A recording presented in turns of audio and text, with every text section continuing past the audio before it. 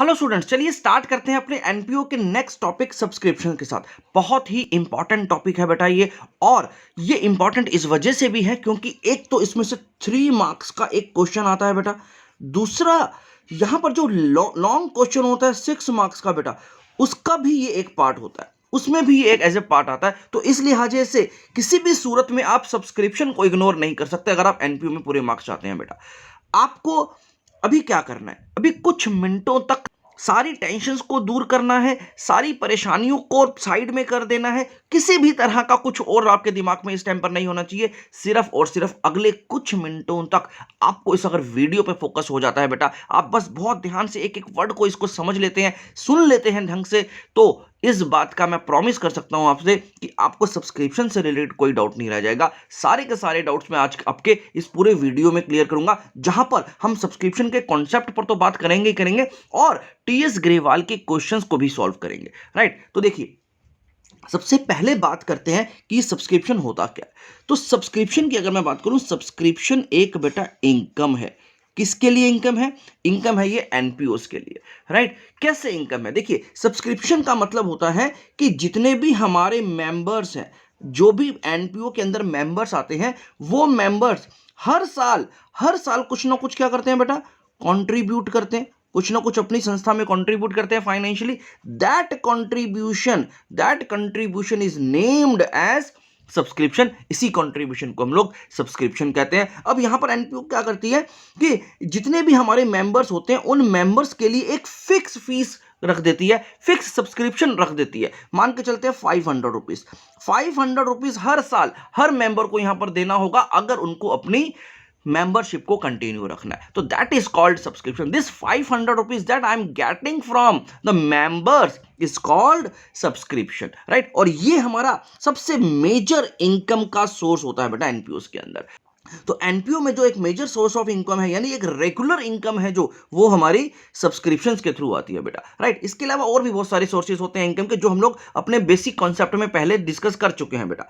चलिए अब अगर मैं बात करूं सब्सक्रिप्शंस की, अगर कोई मेंबर ऐसा है जो सब्सक्रिप्शन नहीं पे करता तो बेटा उसकी मेंबरशिप खत्म हो सकती है। इस बात को हमें ध्यान रखना है। इसका मतलब सभी मेंबर्स के लिए सब्सक्रिप्शन कंपलसरी है। तो इससे मुझे क्या समझ में आया कि मेरे जितने भी मेंबर्स होंगे, जितने भी मेरे एनपीओ के मेंबर्स होंगे, और अगर मेरे को मालूम है कि उनकी फिक्स्ड फीस कितनी है, तो मैं इजीली पता लगा सकता हूं कि मेरी टोटल इनकम सब्सक्रिप्शन से कितनी होने वाली है साल में अंदर।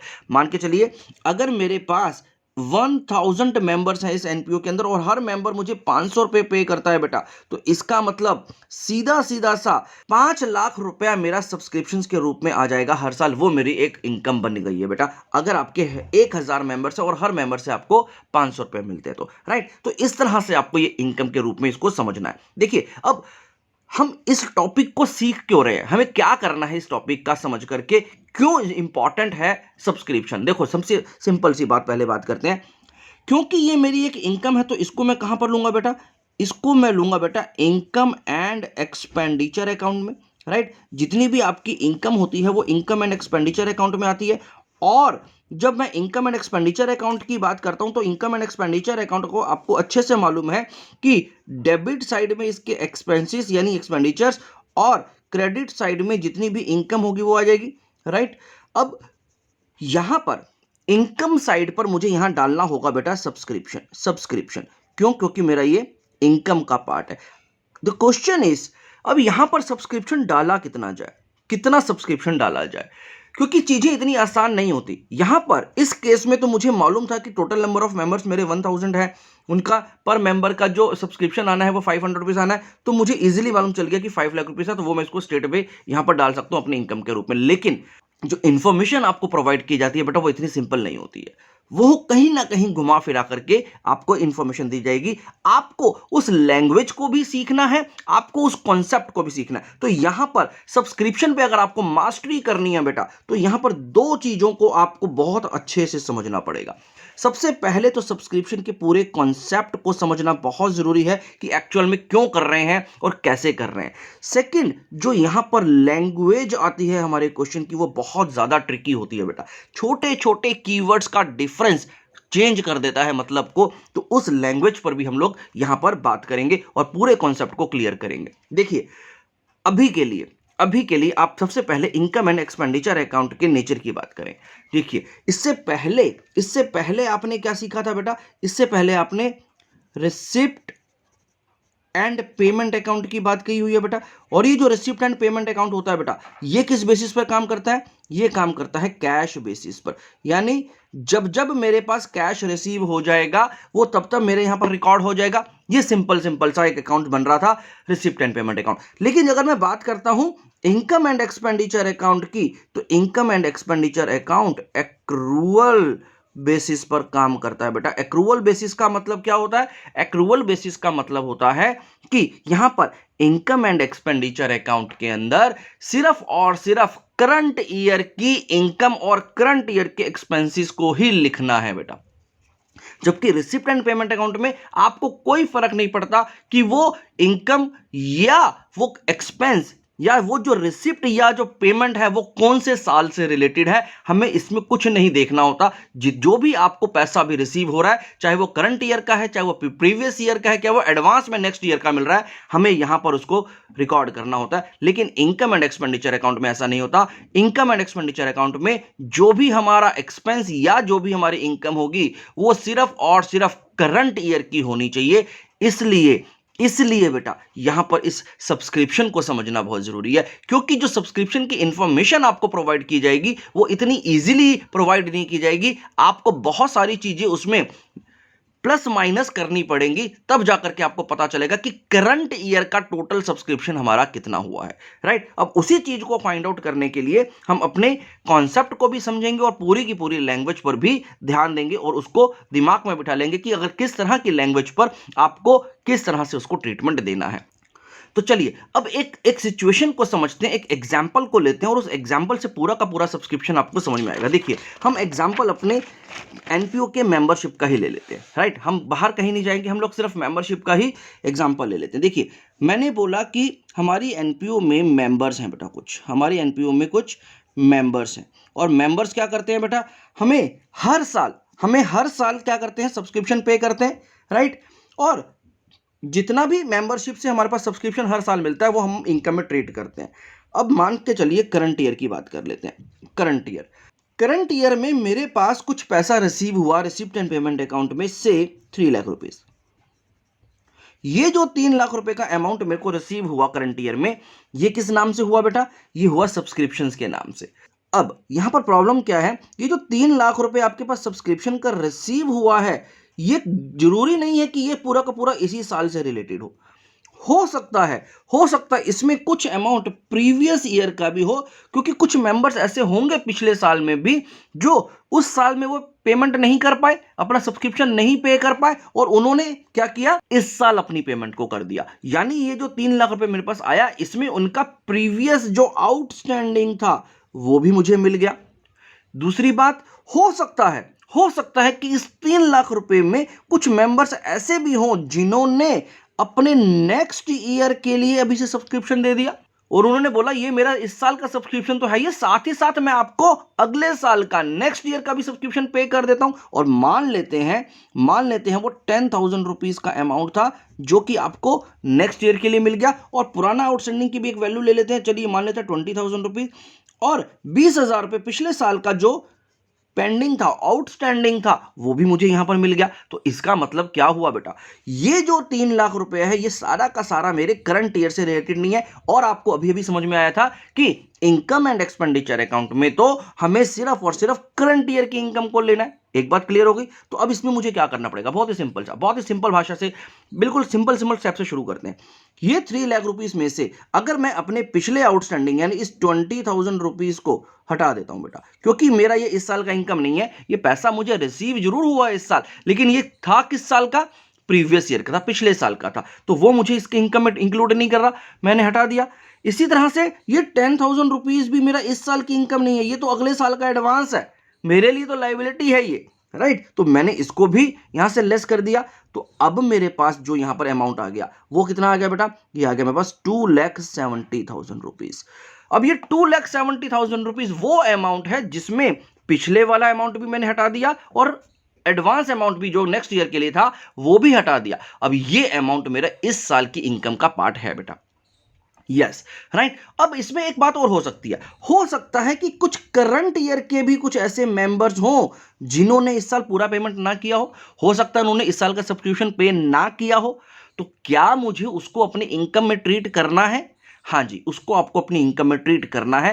क्यों? क्योंकि हम लोग एक्रूवल बेसिस की बात कर रहे हैं। एक्रूवल बेसिस की अकाउंटिंग करते हैं इनकम एंड एक्सपेंडिचर अकाउंट में। ये जितना भी सब्सक्रिप्शन का अमाउंट आने वाला है, ये अल्टीमेटली कहां जाने वाला है? ये अल्टीमेटली मेरे इनकम एंड एक्सपेंडिचर अकाउंट में जाने वाला है। तो इसलिए मुझे एक्रूवल बेसिस पर काम करना है। तो जो पैसा मुझे इस साल मिल जाना चाहिए था लेकिन नहीं मिला, तो वो मेंबर्स हो सकता है मुझे बाद में दे देंगे, राइट। तो इसलिए मैं उस अमाउंट को मान के चलते हैं 50,000 रुपीज ऐसा है जो मुझे इस साल मिलना चाहिए था लेकिन अभी तक मिला नहीं है। और मैं कब ये कैलकुलेशन कर रहा हूं? बिल्कुल ईयर एंड पे कर रहा हूं, बिल्कुल एंड पे आकर 31 मार्च को मैं ये कैलकुलेशन करूंगा बेटा कि आज एंड ऑफ द ईयर मेरे पास क्या सिचुएशन है, कितना सब्सक्रिप्शन आ चुका है। तो उस दिन अगर मुझे पता चलेगा कि 50,000 रुपीज मुझे अभी तक नहीं मिला है, तो इसका मतलब वो क्या हुआ? वो करंट ईयर का आउटस्टैंडिंग अमाउंट है बेटा। जी हां, इसको एक्रूड नहीं बोलेंगे। इनकम को नॉर्मली जो हमें नहीं मिलती है हम उसको एक्रूड बोलते हैं बेटा। ये एक्रूड नहीं होगी, क्यों? क्योंकि एनपीओज में एक्रूड नहीं बल्कि हम लोग आउटस्टैंडिंग का नाम लेते हैं। बस इतनी सी बात समझनी है। तो जो पैसा नहीं मिला वो भी आउटस्टैंडिंग होगा एनपीओ के केस में। तो इसका मतलब अगर ये पैसा मुझे मिल जाता तो मेरी जो टोटल इनकम होती वो होती 3,20,000 रुपीज की। तो अब क्योंकि 3,20,000 रुपीज की इनकम नहीं हुई है, तो भी मैं इसको अपनी इनकम में कंसीडर कर लूंगा बेटा। तो भी मैं इसको अपनी इनकम में कंसीडर करूंगा और इसको इनकम एंड एक्सपेंडिचर अकाउंट में 3,20,000 रुपीज से लिखूंगा बेटा। आई बात समझ में आपको? चलो, इसको किस तरह से करना है, अब प्रैक्टिकली हमें इसको इन सब चीजों को कैसे करना है उसको एक बार समझते हैं। देखिए, इस कैलकुलेशन तक पहुंचने के दो तरीके हैं बेटा। There are two ways. पहला तरीका है एक स्टेटमेंट बना करके, हम एक स्टेटमेंट बना सकते हैं, ठीक है। दूसरा तरीका है हम लोग एक सब्सक्रिप्शन का अकाउंट बना ले, सब्सक्रिप्शन अकाउंट हम लोग एक बना सकते हैं। दोनों तरीकों से हम लोग एक इस वैल्यू तक पहुंच सकते हैं जो कि हमें एक्चुअल में इनकम एंड एक्सपेंडिचर अकाउंट पे मेंशन करनी है, ठीक है। तो हम लोग स्टार्ट करते हैं पहले स्टेटमेंट को समझना और उसके बाद हम लोग सब्सक्रिप्शन अकाउंट को भी समझेंगे। आपको ये दोनों ही आनी चाहिए क्योंकि ज्यादातर केसेस में हमें स्टेटमेंट का ही यूज करना है, लेकिन कभी कभी क्वेश्चन आपको स्पेसिफाई कर देता है कि आप सब्सक्रिप्शन अकाउंट भी बना करके दिखाओ, तो आपको वो भी बनाना पड़ेगा। बहुत ही सिंपल है बेटा, बहुत ही सिंपल से स्टेप्स मैं आपको बताने वाला हूं। बस इन स्टेप्स को समझने के बाद आपके पास सब्सक्रिप्शन से रिलेटेड कोई दिक्कत नहीं आएगी। तो चलिए देखते हैं सबसे पहले कि स्टेटमेंट कैसे बनेगी बेटा। देखिए, जब मैं बात करता हूं स्टेटमेंट की, स्टेटमेंट फॉर सब्सक्रिप्शन, अब मैं सब्सक्रिप्शन के लिए एक स्टेटमेंट बना रहा हूं। देखिए इसमें क्या क्या बातें आती हैं, बहुत ही सिंपल से स्टेप्स हैं। आप जो बच्चे कॉन्सेप्ट को समझ रहे हैं बेटा उनके लिए तो बहुत यूजफुल है ही है, लेकिन अगर किसी बच्चे के पास ज्यादा टाइम नहीं है कॉन्सेप्ट को समझने का, अगर इन स्टेप्स को जो मैं यहां पर लिखने वाला हूं उनको एज इट इज भी फॉलो कर लेता है तो भी उसका आंसर आ जाएगा। तो देखिए सबसे पहले यहां पर क्या आएगा बेटा। देखिए मैंने एक स्टेटमेंट बनानी है यहां पर, जिसमें सबसे पहले यहां पर आपका आ जाएगा पर्टिकुलर्स और यहां आ जाएगा हमारे पास अमाउंट। तो सबसे पहले जितना भी पैसा आपको इस साल का मिल गया है बेटा सब्सक्रिप्शन के नाम पर, what ever the amount you have received, जो भी पैसा आपको मिल गया, कोई फर्क नहीं पड़ता वो कौन से साल से रिलेटेड है, जितना भी पैसा आपको इस साल मिल गया है आप पूरा का पूरा पैसा यहां पर पहले लेकर के आ जाएंगे। और जो पैसा आपको मिलता है बेटा वो कहां पर मेंशन होता है? वो रिसिप्ट एंड पेमेंट अकाउंट में मेंशन होता है। तो मैंने यहां पर लिख दिया रिसिप्ट एंड पेमेंट। अब क्या है मतलब इसका कि यहां पर मेरे पास रिसिप्ट एंड पेमेंट अकाउंट में जो भी रिसीव हुआ होगा वो मेंशन होगा। इसके ब्रैकेट में लिख लेते हैं सब्सक्रिप्शन रिसीव्ड। और जब इस लाइन को आप लिख देते हैं तो इसका एक्चुअल मीनिंग क्या है जरा मैं उसके बारे में भी बात कर सकता हूं। यानी ऑल्टरनेटिवली आप क्या लिख सकते हैं? आप इसको ऑल्टरनेटिवली लिख सकते हैं subscription received during the year. और मान लेते हैं हम लोग 2021 ईयर की बात कर रहे हैं, ड्यूरिंग द ईयर 2021। यार इसका मतलब हुआ कि 2021 के एंड तक में हमारे पास इस साल कितना पैसा रिसीव हुआ। अब एक्चुअल में ये यहां से निकल के आएगा। रिसिप्ट एंड पेमेंट अकाउंट में जितना सब्सक्रिप्शन में रिसीव हुआ वही अमाउंट यहां पर दिखाई दे रहा है। ड्यूरिंग द ईयर एक लैंग्वेज का पार्ट है बेटा, याद रखना है, यहां पर एक लैंग्वेज चेंज हो सकती है। यहां पर कभी कभी क्या आ सकता है, फॉर द ईयर आ सकता है। फॉर द ईयर और ड्यूरिंग द ईयर में बहुत मेजर डिफरेंस आ जाएगा बेटा, ठीक है। मैं अभी आपको इसके डिफरेंस के बारे में बताऊंगा, आप 5 मिनट का और टाइम दें। पहले हम इस कॉन्सेप्ट को डिस्कस कर लेते हैं, फिर हम लोग इस लैंग्वेज के डिफरेंस को भी डिस्कस करेंगे, ताकि आपके सब्सक्रिप्शन पे कभी कोई कंफ्यूजन ना रहे। देखिए, subscription received during the year, मान लेते हैं हमारे पास 3 लाख, 3 लाख रुपए का हमारे पास सब्सक्रिप्शन रिसीव हुआ पूरे साल के अंदर। अब हमें इसमें एक और इंफॉर्मेशन क्वेश्चन ने क्या दिया है कि यहां पर कुछ ऐसा अमाउंट है जो इस साल से रिलेटेड है लेकिन अभी तक हमारा मिला नहीं है, तो उसको मुझे क्या करना है बेटा, उसको मुझे ऐड कर देना है। जो पैसा मेरा इस साल से रिलेटेड था लेकिन अभी मुझे नहीं मिला, तो वो मेरे लिए क्या हुआ, आउटस्टैंडिंग सब्सक्रिप्शन। आउटस्टैंडिंग सब्सक्रिप्शन कितना है बेटा, फॉर द ईयर 2021। तो यहां पर भी लैंग्वेज है, आगे डिस्कस करेंगे क्या मतलब है इसका। Outstanding subscription for the year 2021 मान लेते हैं 50,000 रुपीज, जो हम लोग अपने पिछले एग्जांपल की बात कर रहे हैं, ठीक है। तो 50,000 रुपीज का अमाउंट है जो मेरा इस साल का अभी भी आउटस्टैंडिंग है, जो मुझे मिल जाना चाहिए था लेकिन मिला नहीं है, तो वो मैं अपने सब्सक्रिप्शन में ऐड कर दूंगा बेटा। दूसरी बात, एक चीज और इसमें ऐड करनी है। अब और क्या ऐड करेंगे, हो सकता है कि पिछले साल किसी मेंबर ने आपको कुछ एडवांस दे दिया हो। अब सोचो, यहां देखो एक बार फिर से। अब यहां देखो, मान लेते हैं प्रीवियस ईयर में, इस साल में, ये प्रीवियस ईयर में, इस साल में किसी मेंबर ने आपको 5,000 रुपीज एडवांस में दे दिए बेटा। इस साल के एंड में अगर आपके पास कुछ एडवांस आया है तो आप मुझे बताओ ये एडवांस कौन से साल के लिए होगा। मैंने क्या बोला, प्रीवियस ईयर, पिछले साल में एडवांस मिला है। अगर पिछले साल में कुछ एडवांस मिला है तो वो किस साल के लिए है, तो डेफिनेट सी बात है वो उससे अगले ईयर यानी मेरे इस करंट ईयर के लिए था, राइट। तो वो मेरे करंट ईयर के लिए था, क्योंकि उस मेंबर ने पिछले साल ही आपको ये पेमेंट कर दी, तो क्या वो दोबारा से अब करंट ईयर में पेमेंट करेगा? जी नहीं, वो दोबारा से पेमेंट नहीं करेगा। इसका मतलब वो जो पिछले साल का मुझे एडवांस मिल गया था वो ना तो इसमें है और ना ही इसमें है, तो वो भी मुझे अब ऐड करना पड़ेगा क्योंकि करंट ईयर की इनकम मुझे कैलकुलेट करनी है। तो मैंने क्या लिखा यहां पर, advance received in the year 2020। अब पिछला साल 2020, ये मेरा प्रीवियस ईयर हुआ बेटा। प्रीवियस ईयर में जितना भी आपको एडवांस मिला था बेटा, वो किससे रिलेटेड था, वो मेरे करंट ईयर का एडवांस था, करंट ईयर का सब्सक्रिप्शन मिला था, मुझे पहले से मिला था, राइट। मान के चलिए, देखिए ना, आप अभी 12th क्लास में हैं और आप मेरे पास ट्यूशंस पढ़ते हैं फॉर एग्जांपल, और आपने बोला 11th क्लास में जब आप थे, तो सर ये लो 11th क्लास की फीस तो है, ये साथ साथ आप मेरे से 12th क्लास की फीस भी ले लो। और अगर आपने 11th क्लास में ही अपनी 12th क्लास की फीस मुझे दे दी, तो क्या आप मुझे दोबारा से 12th क्लास में फीस दोगे? नहीं दोगे ना। लेकिन जो 11th क्लास में आपने मुझे फीस दे दी थी, क्या वो फीस मेरी 11th क्लास की इनकम थी? जी नहीं, वो इनकम तो मेरी अगले साल की है, क्योंकि उसका काम मैं अगले साल करूंगा। आपको 12th क्लास अगले साल पढ़ाने वाला हूं, तो उससे जो नेक्स्ट ईयर होगा, जिस साल आपने मुझे ये एडवांस में फीस दी, उससे नेक्स्ट ईयर में उसको इनकम की तरह से ट्रीट करूंगा, इसलिए मैं उसको अब यहां पर ऐड कर रहा हूं बेटा, ठीक है। मान के चलते हैं 5,000 रुपए मेरे पास प्रीवियस ईयर में एडवांस आया था, जो कि मेरी इस साल की इनकम है, तो इसलिए मैंने उसको यहां पर ऐड कर दिया बेटा, राइट। ये दो चीजें हो चुकी हैं। अब देखें, आगे देखें, अब कुछ चीजों को लेस करना है बेटा। यहां से आपको देखिए लेस क्या करना है। हो सकता है कि ये जो 3 लाख रुपीस का अमाउंट है, इस 3 लाख रुपीस के अमाउंट में आपको आउटस्टैंडिंग सब्सक्रिप्शन रिसीव हुआ हो, आउटस्टैंडिंग सब्सक्रिप्शन रिसीव हुआ हो, किसके लिए? For the year 2020। अभी 2020 का मतलब क्या है? पिछला साल। पिछले साल के कुछ मेंबर्स ने पैसा नहीं दिया था, जो आउटस्टैंडिंग था, वो पैसा आपको इस साल मिल गया। वो पैसा 2021 में दे दिया उन्होंने।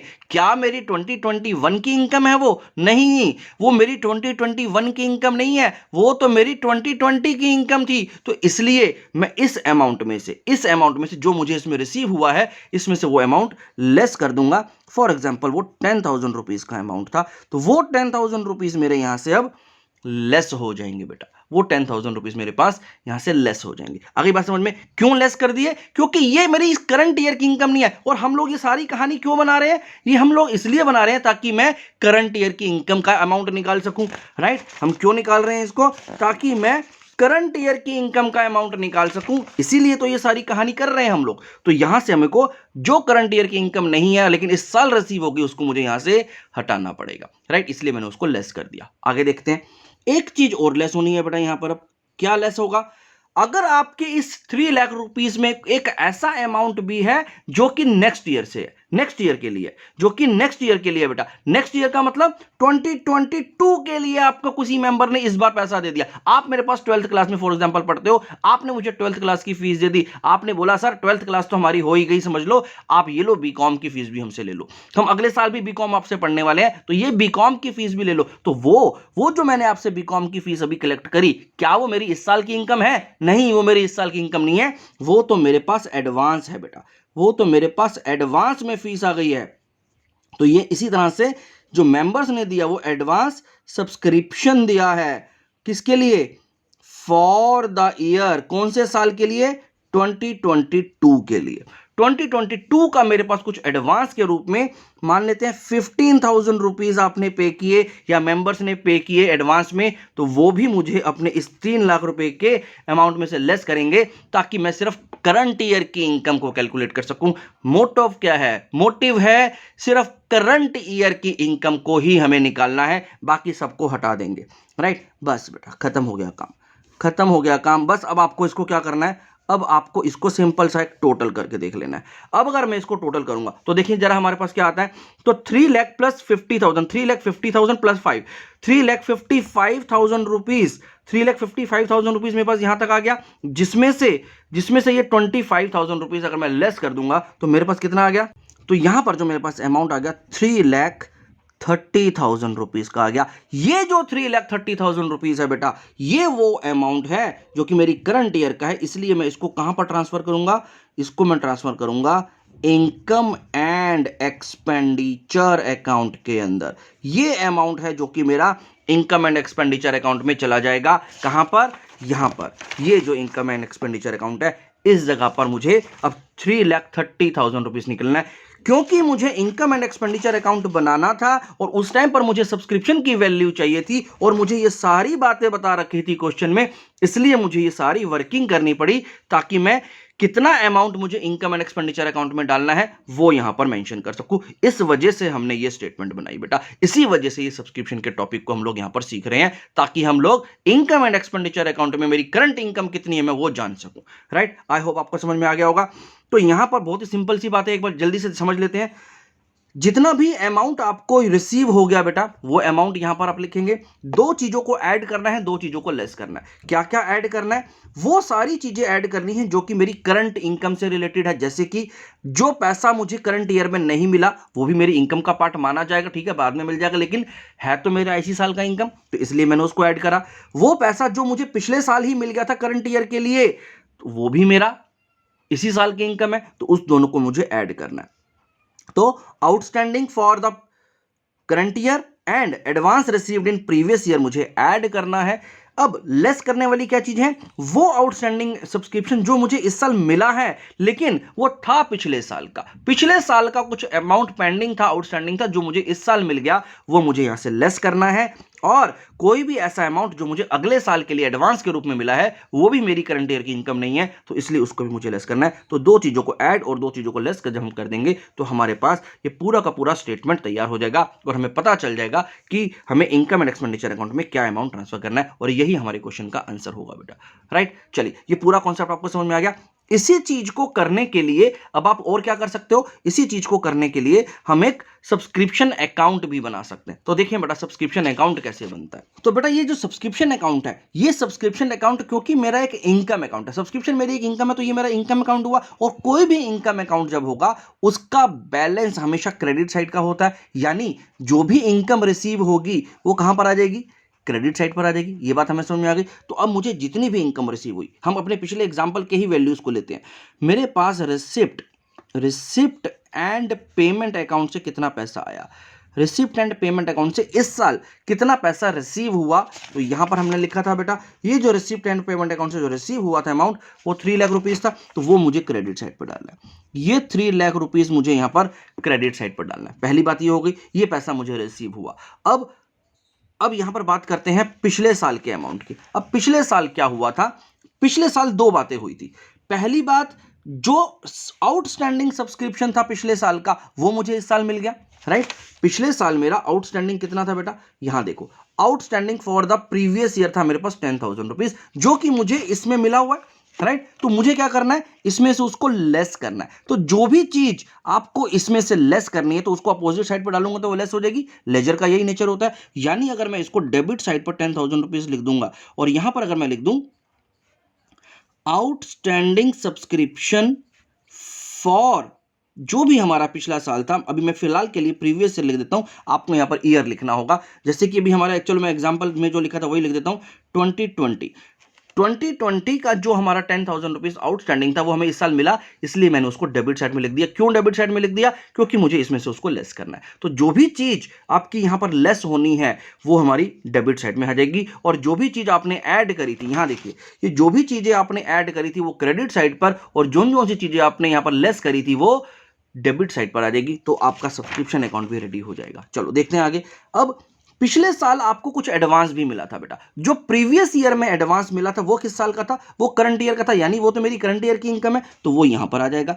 तो एडवांस रिसीव्ड इन 2020। अब 2020 में मुझे कितना एडवांस मिला था बेटा, एडवांस रिसीव्ड इन 2020 था 5,000 रुपीज। तो वो 5,000 रुपीज मेरे इस साल की इनकम में ऐड होगा, इसलिए मैंने ऐड होना है, इसलिए मैंने क्रेडिट साइड पर डाल दिया।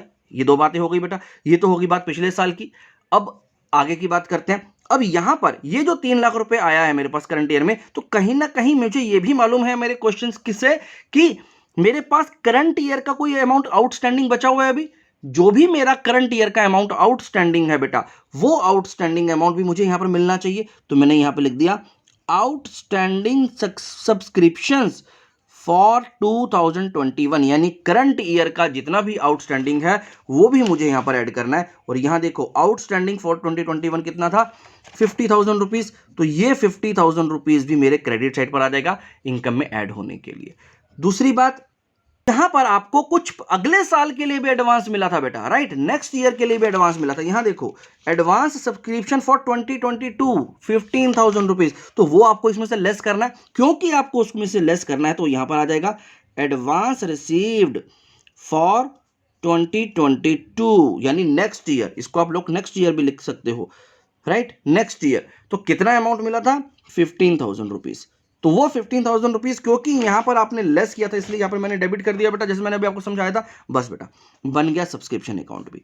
सब्सक्रिप्शन अकाउंट भी अब हमारा रेडी हो गया। अब पहले आप इसका टोटल करेंगे। जब मैं इसका टोटल करूंगा तो यहां पर आ गया 3,55,000 रुपीज, राइट, 3,55,000 रुपीज। और 3,55,000 रुपीज में से जब आप इसको माइनस कर करके बैलेंसिंग फिगर निकालोगे तो आ जाएगा 3,30,000 रुपीज। ये क्या है बेटा, ये वो अमाउंट है जो कि इनकम एंड एक्सपेंडिचर अकाउंट में जाएगा। और ये कैसे निकाला हमने, ये निकाला हमने बैलेंसिंग फिगर से। ये हमने बैलेंसिंग फिगर से निकाला बेटा, खत्म हो गया काम।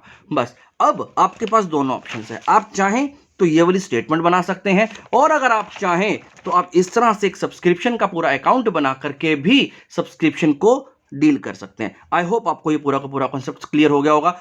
अगले वीडियो में बेटा हम लोग अपने टीएस ग्रेवाल के सारे क्वेश्चंस को भी समझेंगे, और आने वाली जितनी भी लैंग्वेजेस हैं बेटा, जितना भी हमारे पास लैंग्वेजेस से रिलेटेड इश्यूज आते हैं, हम उन लैंग्वेजेस के गेम को भी समझेंगे कि कैसे हमें क्वेश्चन कंफ्यूज कर सकता है। आई होप आपका ये जो थोड़ा सा 25 से 30 मिनट आपने जो यहां पर इन्वेस्ट किए हैं उससे आपको सब्सक्रिप्शन के बारे में काफी हद तक चीजें क्लियर हो गई होंगी, और नेक्स्ट वीडियो आपकी बाकी की जो कंफ्यूजन्स हैं उन सबको दूर कर देगा जब हम लोग अपने सारे के सारे क्वेश्चंस को सॉल्व कर लेंगे। अभी के लिए इतना ही बेटा। अगर आपको वीडियो पसंद आया हो तो उसको लाइक कर दें, और अगर अभी तक सब्सक्राइब नहीं किया तो सब्सक्राइब जरूर कर दें। Thank you very much.